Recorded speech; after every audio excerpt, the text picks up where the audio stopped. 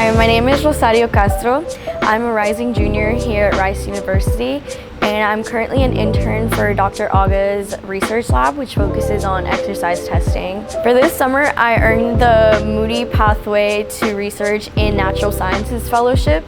So I'm currently continuing my work in Dr. Agha's lab. We are currently focusing on a study that is analyzing to see if the programs at the REC are effective. So I have helped start the initial cohort of participants, and we have now completed phase 1 and are starting the second round of participants. We start by doing a pre-assessment, which consists of the Fullerton fitness test, a blood draw test, we take height and weight, and we also do a sub-VO2 max test on our participants.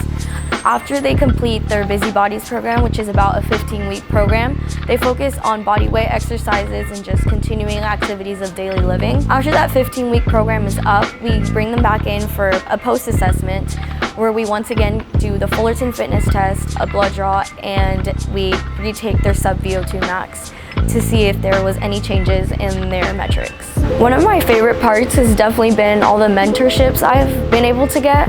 Our lab works under the VIP programs, which stands for vertically integrated programs. It has been really nice to see mentorship through different leaders and have them mentor me to currently myself be able to train new interns in the lab. We're currently in the Center for Human Performance, which is actually a collaborative lab between Rice and Houston Methodist. In here we have the capability to perform other exercise tests, and we also have a wet lab where we can spin the blood in the centrifuge as well as store plasma samples. Coming into Rice, this was something I would have never imagined myself doing so early on in my university career.